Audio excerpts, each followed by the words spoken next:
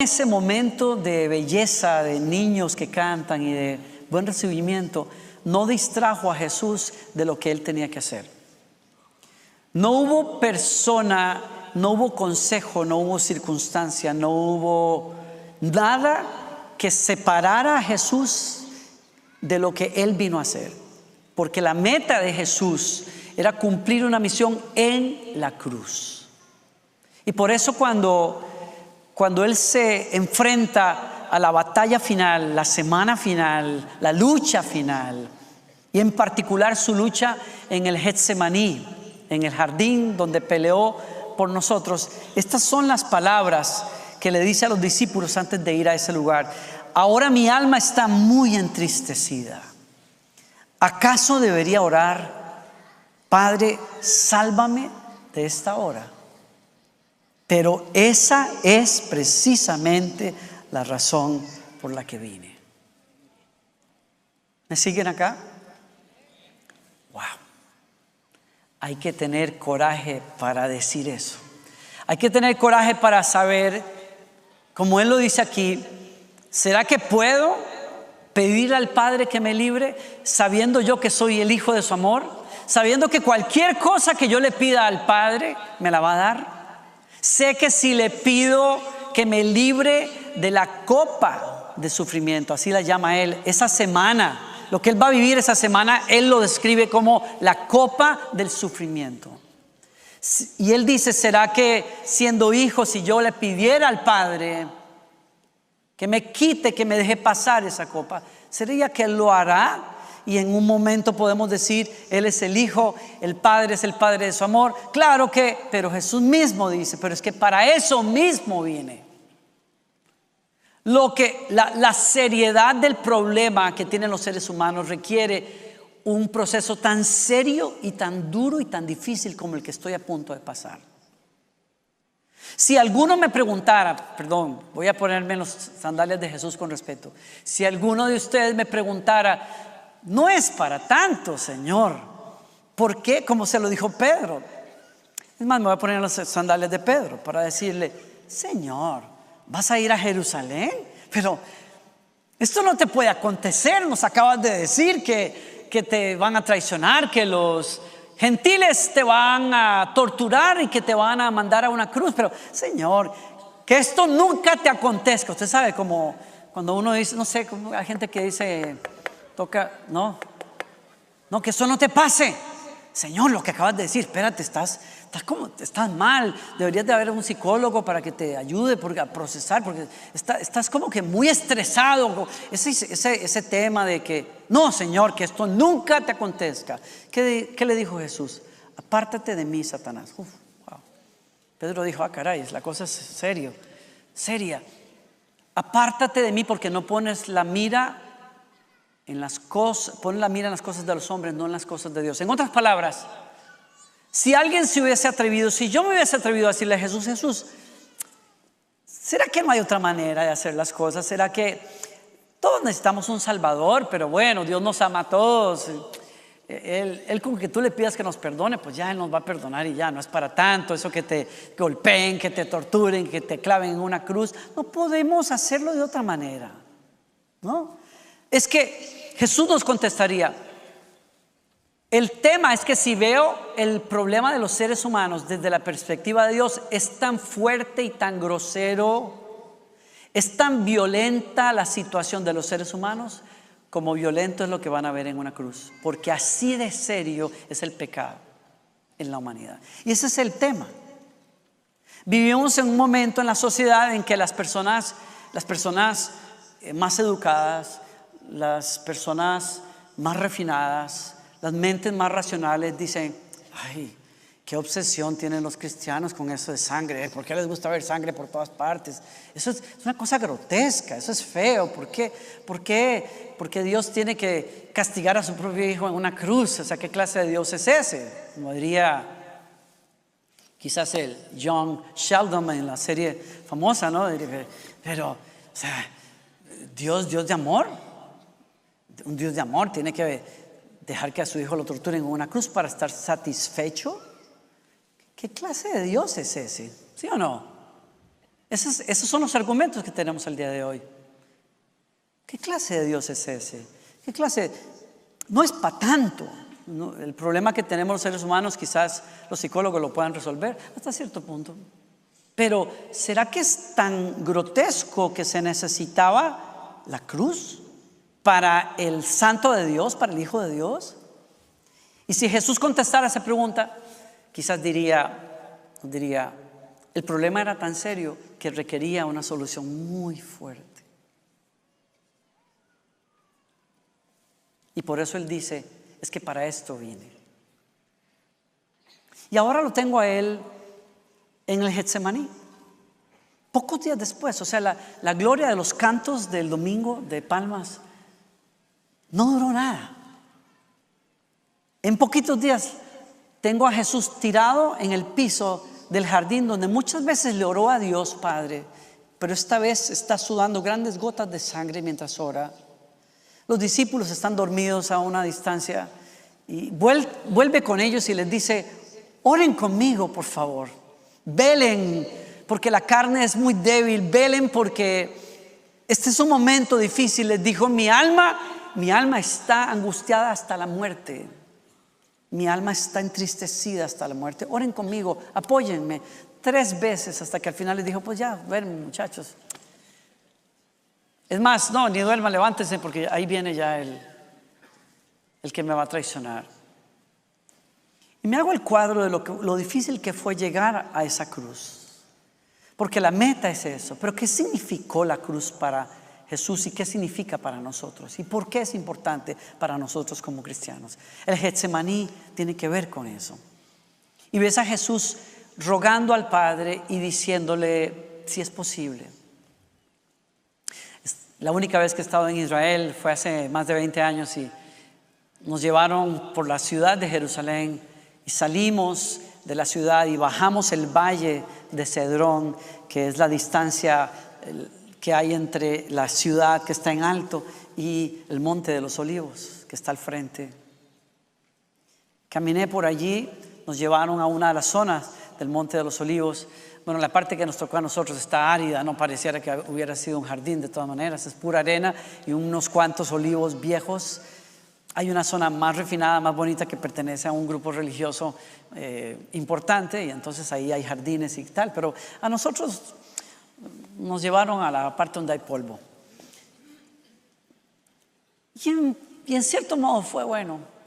Me tiré al piso allí, debajo de un olivo, y aquí su pastor, que yo soy medio artístico, no sé si eso es la explicación a lo que viví, comencé a tratar de vivir el momento. Y me di cuenta que desde donde Jesús estaba orando se podía ver la puerta por donde los soldados con antorchas comenzaron a venir para buscarlo. Y mientras él oraba y temblaba y se sacudía, dice el Evangelio, se sacudía, veía la antorcha del traidor venir. Sabía que su momento, su hora, como él lo llamó, había llegado. Y oraba, Padre, si es posible. Y me miré debajo de ese árbol, miré las murallas de la ciudad, traté de percibir cómo habría sido ese momento. Me di cuenta, hay oraciones que Dios no contesta. O hay oraciones cuya respuesta es no. Para los de ustedes que creen o que piensan que el cristianismo predica que Dios contesta todas las oraciones, Jesús es el ejemplo. Porque la respuesta de él, del Padre para él fue no. Si es posible, Señor, si es posible.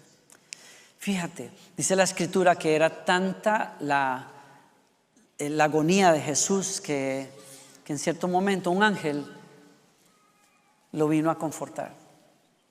No te nada más a pensar en esto. Estás hablando de ese valiente, del Hijo de Dios. El Hijo de Dios, pero ¿qué sería la batalla que tendría que un ángel tuvo que venir a confortarlo?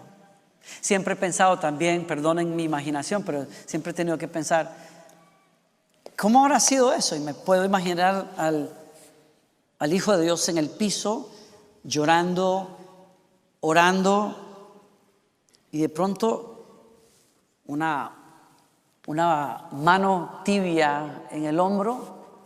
Cuando Jesús levanta los ojos entre sudor y gotas de sangre, no logra ni siquiera distinguir quién es aquella persona, pero es alguien que apenas Jesús levanta los ojos, se inclina. Es un ángel. Y le dice: Señor, quizás no sepas quién soy, pero esto no está en el Evangelio. Quizás no sepas quién soy, pero tú me conoces. Tú me pusiste nombre en la eternidad. Tú me hiciste. Y allá arriba me han dicho que estás en un momento de prueba tremendo y que yo soy el encargado de venir a consolarte a ti. ¿Cómo un ángel podría consolar al consolador? Y me han dicho que te dé palabras como un ángel podría enseñarle sabiduría al que es la sabiduría misma. Y cómo pudiera esperar que sepas mi nombre, pero lo sabes. Te he servido incontables veces en el trono, cuando estabas en el trono, y hoy me han pedido hacer esto y no sé qué decir. Quizás lo único que te puedo decir es que si no quieres hacerlo, sabes que hay 1,000,000 de nosotros que en un instante, cuando hagas el chasquido en los dedos, te sacaremos de inmediato de esta miseria. Tú sabes que lo haremos por ti sin pensarlo. Pero me han pedido que te recuerde que la enfermedad que viven los humanos no se cura con terapias y consejos. ¿Qué es lo que los seres humanos necesitan? No es una reforma de conducta, es un cambio de corazón. Que el único que puede sacarlos de la miseria, de las tinieblas, es el que se llama la luz del mundo, y ese eres tú.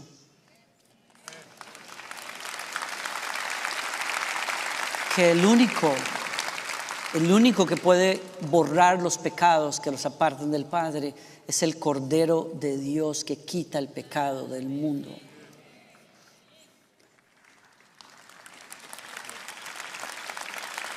¿Cómo podría yo aconsejarte y decirte?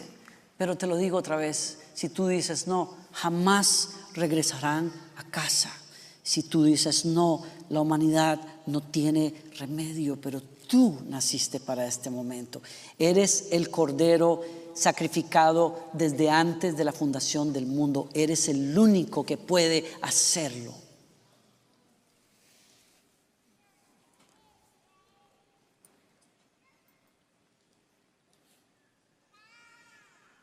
Y quizás pudiendo haber dicho que no, se levantó y dijo: pero no mi voluntad, Padre, sino la tuya.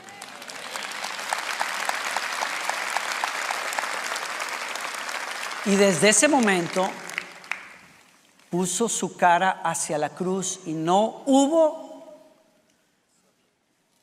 ni tortura, ni escupetazos, ni golpes, ni coronas de espinas, ni vergüenza pública que lo detuviera, ni las caídas en el camino hacia el Gólgota. Nada, absolutamente nada, detuvo a su Señor de ir a la cruz, porque la cruz es el punto crucial de cambio para todos los seres humanos.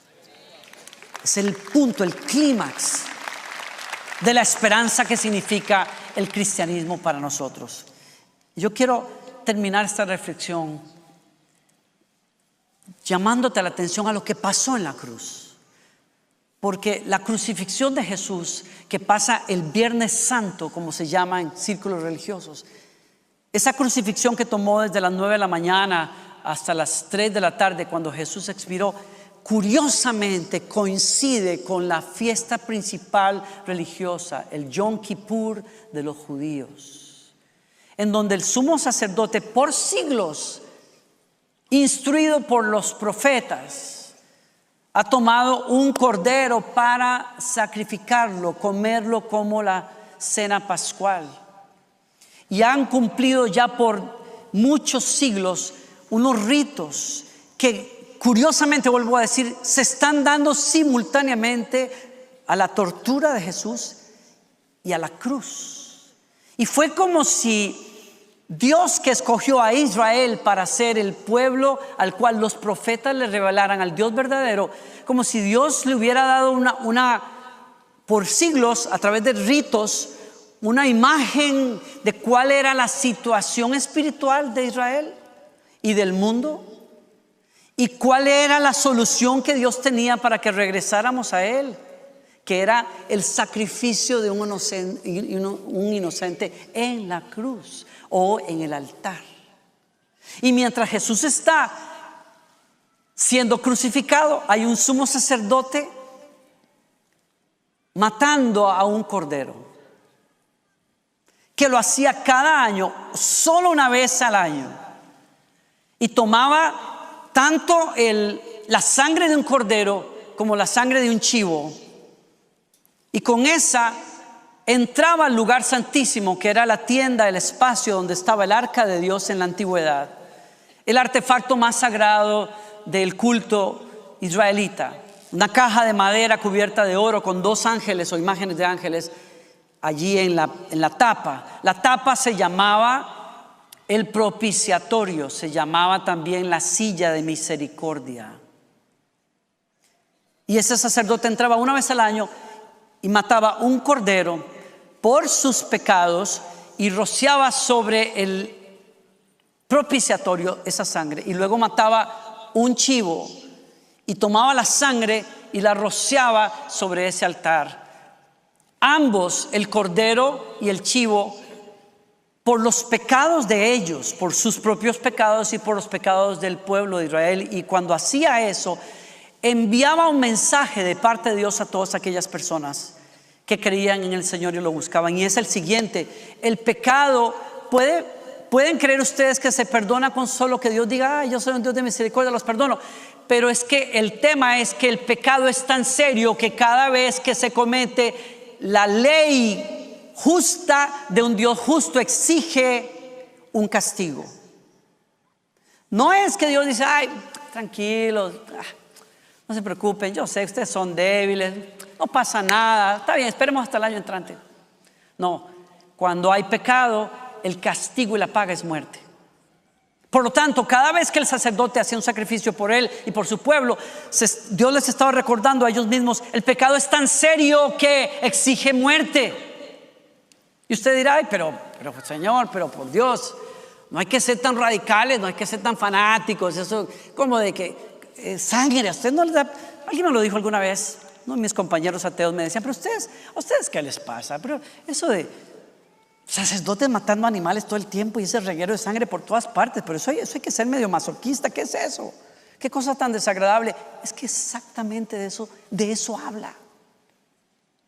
Nosotros podemos llamar nuestros pecados errores, faltas, debilidades. Ay, tú sabes, somos seres humanos, a todos nos pasa. Pero si lo vemos desde la perspectiva de Dios, es que ese es el tema.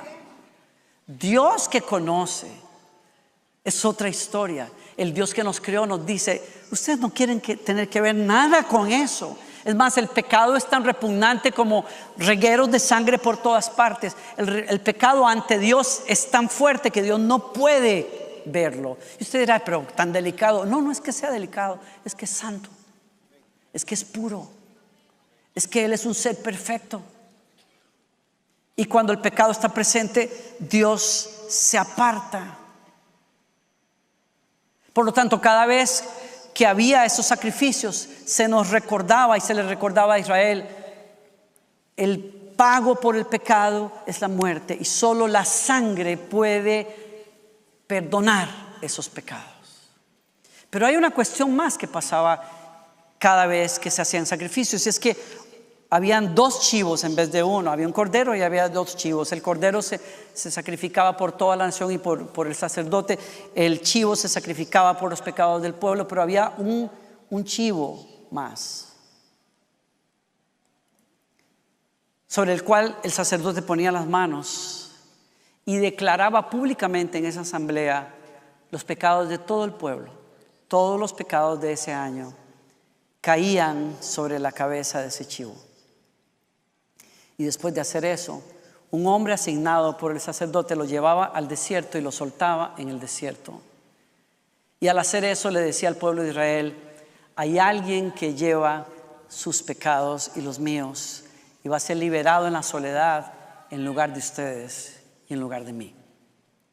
Y todo eso que pasaba cada año me habla a mí de lo que Dios hizo que pasara en la cruz lo cual es la razón por qué Jesús dijo: voy porque voy a ese lugar.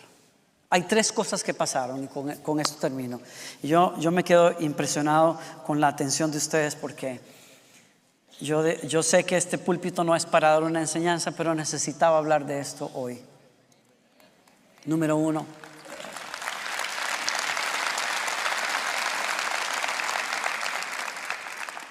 Número 1. Ese sacrificio habla de pago por el pecado, y ya lo comenté. Donde hay pecado, hay muerte. Y la violación de la ley santa de Dios requiere lo que su justicia exige, y tiene que haber un pago por esos pecados. 2. La primera cosa que hubo ahí fue pago por los pecados. 2. Hubo una sustitución, lo acabo de comentar. Había un chivo que se iba después de que se confesaban los pecados, porque hay alguien que tenía que tomar el lugar de nosotros. Y Cristo no solamente con su sangre pagó el castigo de nuestros pecados, sino que tomó nuestro lugar como culpables delante de Dios y recibió ese juicio y recibió la maldición. El Nuevo Testamento dice que el justo fue por los injustos, y el que no cometió pecado se volvió pecado, asumió sobre él el pecado de todos nosotros, y aquellos que debieron ser castigados fueron hechos libres, porque él fue nuestro sustituto en esa cruz. Y lo tercero, hubo una compra, una transacción en esa cruz que sucedió. Hubo una redención. No sé si ustedes se acuerdan, pero en la antigüedad Dios le pidió a un profeta que hiciera una cosa inusitada, extraña. El profeta Oseas, Dios le pide que vaya y se case con una prostituta. Y él, siendo un hombre santo dedicado a las cosas de Dios, hizo una cosa que no tenía mucho sentido para un hombre santo, pero fue y se casó con Homer. Y cuando se casó con ella y vivió con ella, después de haber vivido con ella, ella decidió volver a su vida pasada y se hundió en la prostitución otra vez. Y ahí vino la palabra del Señor a Oseas y le dijo: quiero que vayas, busques a tu esposa y la compres. Ella estaba en tal situación tan patética que no solamente había vuelto a su pecado pasado, sino que había terminado esclava en un mercado de esclavos. Y como era la costumbre en el pasado, si alguien quería redimir a un esclavo, tenía que ir a ese mercado y apostar la mejor apuesta para sacar a ese esclavo y hacerlo suyo. Oseas pasó sobre la ofensa, el agravante contra él, siguiendo la dirección de Dios, y encontró a su esposa y pagó el mejor precio por ella y la regresó a la comunión con él. Y Dios dijo: ese es el corazón de Dios hacia su pueblo. Ustedes me dieron la espalda, ustedes traicionaron mi fidelidad, pero el amor y la misericordia que tengo por ustedes es tan grande que voy a ir al mercado de sus adicciones y de sus perversiones y de su perdición, y los voy a comprar con el precio más alto, que es la sangre de mi Hijo Jesucristo. Hay 3 cosas que pasaron allí, ¿ok? 3 cosas que tenemos que recordar el día de hoy. En la cruz el castigo de nuestro pecado cayó sobre Jesús. En la cruz Él tomó nuestro lugar y llevó la maldición sobre sí. Y 3, en la cruz Él nos compró con su sangre para que seamos hijos, hijas de Dios, su pueblo, sus amados, su iglesia, su especial tesoro, su templo, su casa, sus herederos. Les leo 3 versículos que quiero que dejen, escriban, por favor, anótenlos en su celular y léanlos, que da la base de lo que estoy diciendo hoy aquí. Romanos capítulo 3, verso 21. ¿Están aquí conmigo todavía? Gracias por la paciencia. Romanos capítulo 3. Pero ahora, tal como se prometió tiempo atrás en los escritos de Moisés y de los profetas, y quiero que subrayen eso, de lo que estamos hablando hoy fue profetizado y se cumplió el día que Jesucristo murió en la cruz. Porque lo que los corderos y chivos y esa sangre y esos ritos no podían hacer, Jesucristo lo hizo por todos los seres humanos en la cruz. Dice, pues todos hemos pecado, dice el verso 23. Nadie puede alcanzar la meta gloriosa establecida por Dios. Escuchen bien, es la palabra. Sin embargo, en su gracia, Dios gratuitamente nos hace justos a sus ojos por medio de Cristo Jesús, quien nos liberó del castigo de nuestros pecados. Pues Dios ofreció a Jesús como el sacrificio por el pecado. Las personas son declaradas justas a los ojos de Dios cuando creen que Jesús sacrificó su vida al derramar su sangre. Bendito Señor. ¿Alguien me está escuchando acá? Ahora, ¿qué está diciendo acá?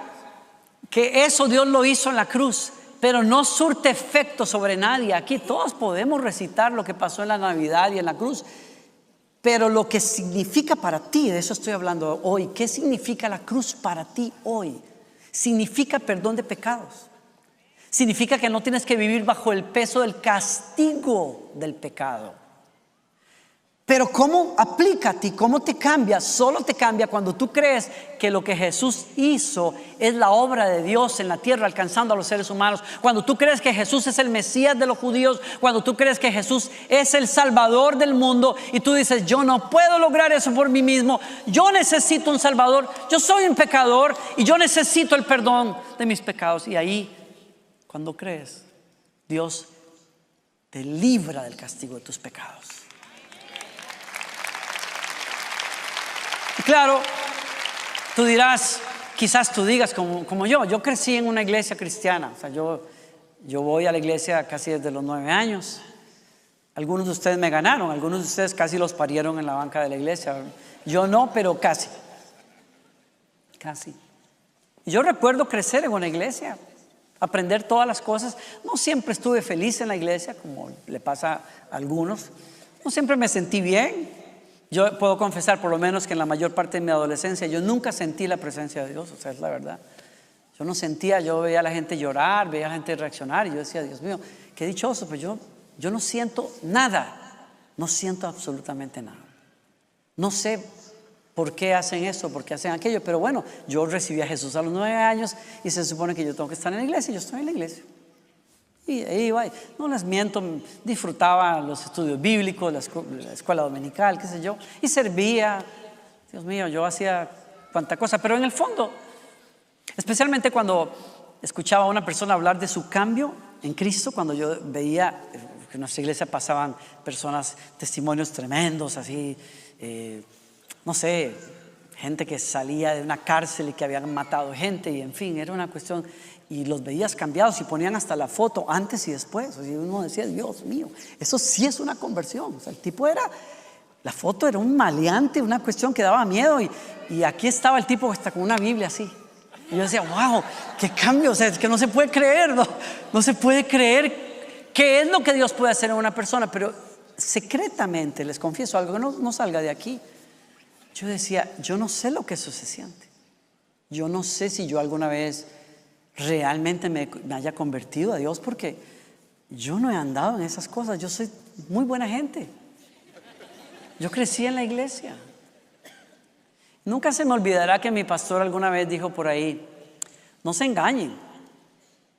Ustedes pueden pensar que son buena gente y que no son pecadores porque no han hecho muchas cosas malas, pero es cuestión de que alguien les dé la oportunidad. Yo dije, lo dudo. Yo en serio, yo le decía, Señor, yo necesito que, es más, alguna vez dije, yo voy a tener que ir a meterme así, pero feo en el mundo, en las drogas y no sé, matar a un gato por lo menos, una cosa así para, no, en serio, para yo decir, wow, o sea, yo estoy mal. No, yo en serio, o sea, mi mentalidad de adolescente, a veces, tal vez ustedes son más inteligentes y tal, pero yo me hacía esos cuadros, yo decía, tal vez yo no sé, tengo que matar a un animal, una ardilla, no sé, o quizás darle el merecido a mi hermano mayor alguna vez, y entonces ahí me sentiré culpable porque tengo que confesar, es cierto. La verdad que deseé enviarlo al cielo muchas veces, la verdad que sí. Él ya lo sabe, por eso lo puedo decir aquí al frente. Pero yo muchas veces tuve ganas de mandarlo a que viera a Jesús cara a cara. La verdad, tengo que confesar. Pero que yo me sintiera culpable, que yo dijera, yo soy un pecador.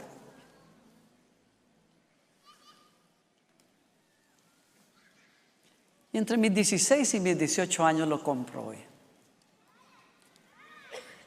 No con cualquier tonterías, digo yo tonterías.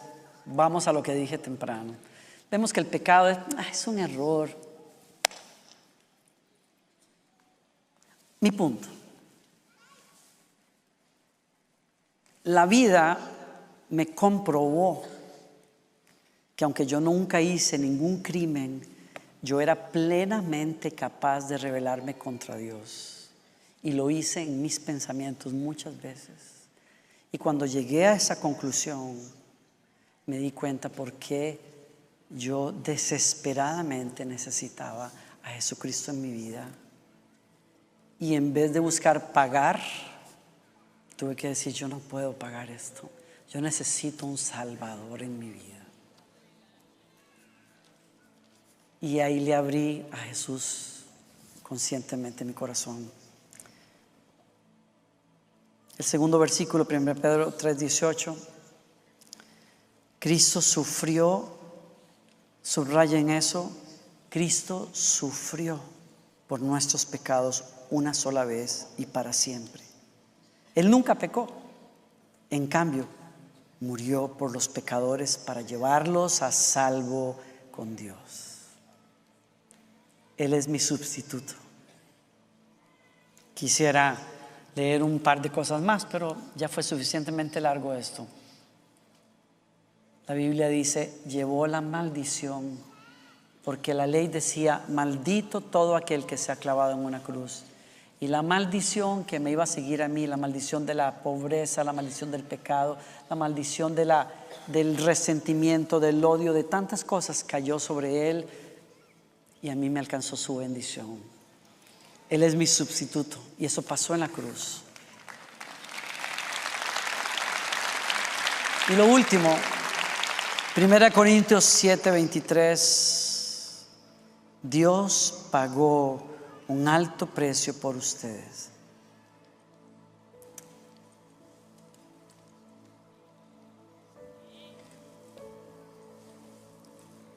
Así que no se dejen esclavizar por el mundo. Costaste que tú le puedas hablar a Dios y que Dios te escuche. Que tú puedas experimentar la bondad de Dios sobre tu vida. Costó tanto y tanto y tanto. Tanto. Costó la vida de alguien, del ser más santo que haya pisado la tierra. Costó tanto que el apóstol te dice de parte del Espíritu Santo, no dejes que el mundo te enrede cuando cuestas tanto. No dejes que el diablo y el mundo te traten como basura cuando tú eres el fruto de la sangre del Santo de Dios. No vuelvas atrás cuando vales tanto.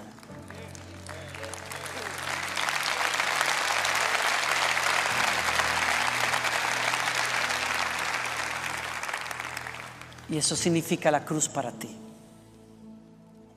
Y te quiero decir de parte de mi corazón y de parte del Señor. Todo eso significa lo que es. Puedes cambiar la vida si crees este mensaje. ¿Sí? Y te ruego que lo abraces, que lo aceptes, que lo incorpores a tu corazón y mente y lo vivas. Porque la cruz, lo que pasó en la cruz, te puede cambiar eternamente, si lo permites. ¿Quieren orar conmigo un minuto, por favor? Yo sé que reciben esa palabra, es increíble. Gracias por la paciencia. Me pasé bastante del tiempo, pero yo termino ya aquí. Señor, gracias por lo que hiciste en la cruz. Díselo conmigo, gracias por lo que hiciste en la cruz por mí. Yo creo que tú eres el pago por mis pecados, que tú eres el que tomó mi merecido lugar en el lugar de castigo y de maldición. Y creo que tú eres mi redentor, el que me compró del mercado de la perdición del enemigo, y ahora me hiciste tu pueblo, tu hijo, tu hija. Señor, yo abrazo lo que pasó en la cruz, abrazo esa misericordia, abrazo lo que la sangre rociada sobre el trono mismo de Dios logró para mí. No soy más un extranjero ajeno, no soy más simplemente heredero de los pecados de mis padres. Soy tu hijo, tu hija, amado, perdonado, lavado, abrazado, ungido por tu Espíritu Santo, heredero de las promesas del Señor. Y te doy gracias este día, Señor.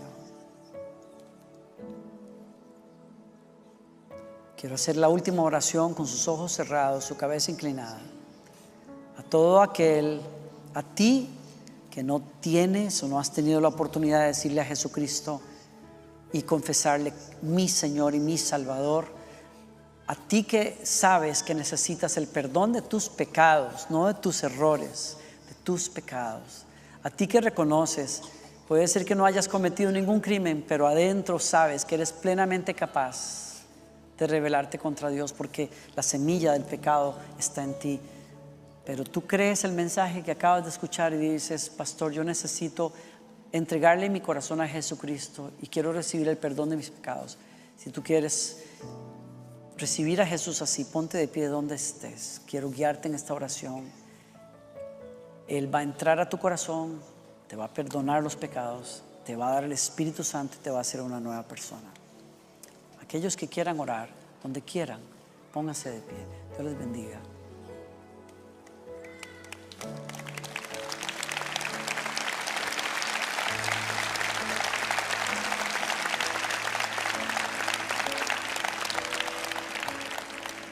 No hay poder de convencimiento humano que pueda mover a personas a esto. Eso es solo el Espíritu Santo. Lo que hoy prediqué, lo que hoy dije, es el meollo de lo que el cristianismo es. Quítale al cristianismo la cruz y no es lo que es. Puede ser reforma de carácter, poder de la voluntad, positivismo, no sé. Pero el cristianismo es cristianismo porque la cruz hizo algo por nosotros.